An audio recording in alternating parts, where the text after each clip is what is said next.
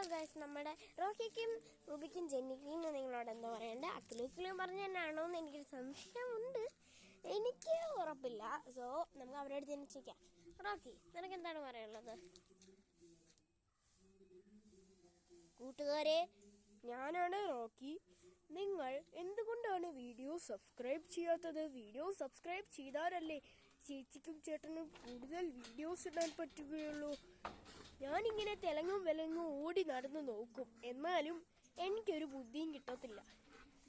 നിങ്ങൾ video subscribe ചെയ്യണം, ഡണ്ണും ലൈക്കും ചെയ്യണം കേട്ടോ.